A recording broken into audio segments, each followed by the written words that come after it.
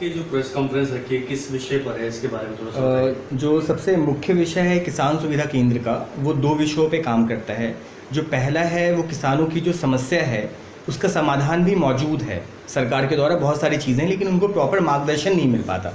तो इसको मार्गदर्शन देने के लिए प्लस किसानों के लिए बहुत सारी सुविधाएं उनको उनके घर तक ही पहुंच जाए, उनकी जगह पे पहुंच जाए, उनके पंचायत उनके गांव में पहुंच जाए, इसके लिए किसान सुविधा केंद्र प्राइवेट लिमिटेड पूरे भारतवर्ष में, खासकर नॉर्थ इंडिया में पहले हर गांव हर पंचायत में किसान सुविधा केंद्र खोल रहा है, जिसके थ्रू लोगों को रोजगार भी मिलेगा, प्लस किसानों को कम चीज़ों पे, फॉर एग्जांपल खाद अगर उनको पहले मिल रहा था ब्लैक में लेना पड़ रहा था, वो ब्लैक वाली समस्याओं को दूर करने का प्रयास किया जा रहा है।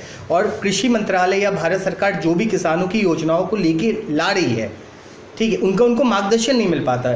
मतलब आपके पास सॉल्यूशन है लेकिन सॉल्यूशन बताने वाला कोई नहीं है कि एग्जैक्टली वो कहाँ से उस चीज़ को रिलीफ ले पाएंगे या कहाँ से उसका मार्गदर्शन। तो वो मार्गदर्शन हम फ्री में देने का प्रयास कर रहे हैं। 5000 केंद्रों का पहले फेज़ में वो करने का, मतलब मार्च तक हम 5000 केंद्र खोल देंगे, जिससे 2.5 करोड़ किसानों को सीधे या डायरेक्ट या इनडायरेक्ट रूप से हम उनका मार्गदर्शन कर पाएंगे। सर आपका क्या कहना है इसमें? सर हम लोग सारे मिलके किसान सुविधा केंद्र को गांव-गांव पहुंचाने का आह्वान किया है। किस तरह से सर ये हो पाएगा?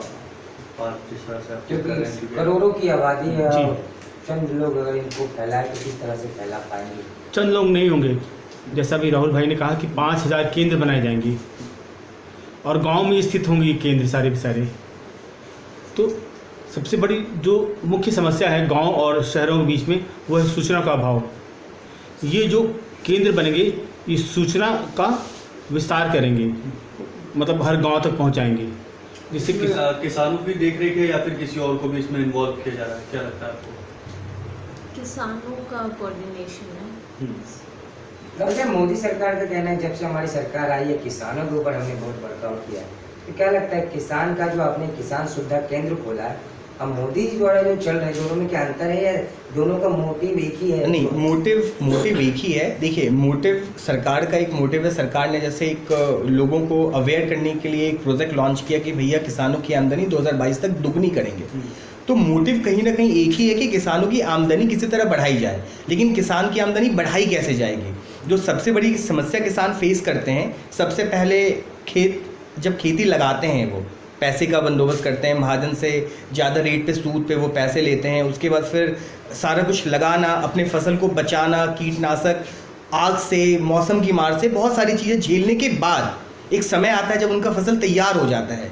लेकिन उस तैयार फसल पे भी जब उन्हें वाजिब रेट ना मिल पाए, वाजिब जो MSP होता है, मिनिमम सपोर्ट प्राइस, वो ना मिल पाए क्योंकि वो मार्केट से लिंक नहीं हो पाते, तो ये सबसे दुख क्षण होता है उनके लिए।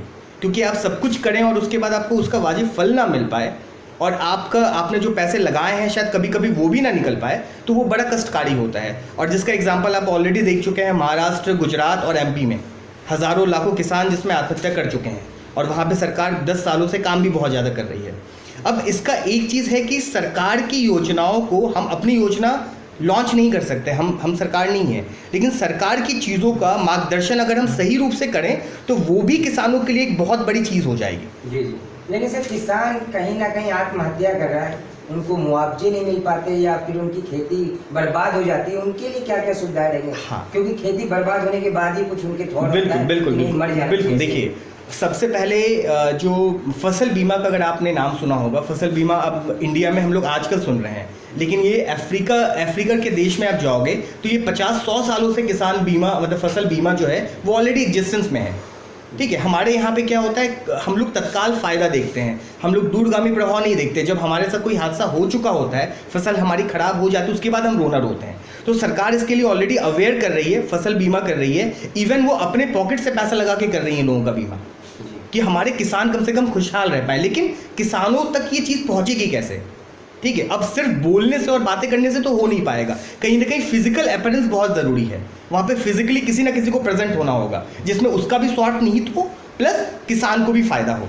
तो उस चीज़ को कहीं ना कहीं फलीभूत और धरातल लेवल पे लाने के लिए हम ये चीज़ कर रहे हैं। चलिए, ऐसे में क्या संदेश रहेगा जो जनता भी आपको देख रही है, उन तमाम किसानों को क्या संदेश रहेगा आपकी तरफ से? किसानों को जो संदेश देना चाहेंगे, देखिए किसान हैं तो हम हैं, पहली बात तो उनके बिना, और जब तक किसान हमारे समृद्ध नहीं होंगे, क्योंकि आज भी कहीं ना कहीं हम पहले जैसे कृषि प्रधान तो नहीं रहे हैं, लेकिन आज भी हमारा जीडीपी कहीं ना कहीं कृषि पे बहुत ज़्यादा निर्भर है, ठीक है। तो अगर किसान खुशहाल होगा तो ऑब्वियसली बात है पूरा देश जो होगा अपने आप समृद्ध और खुशहाल अपने आप हो जाएगा।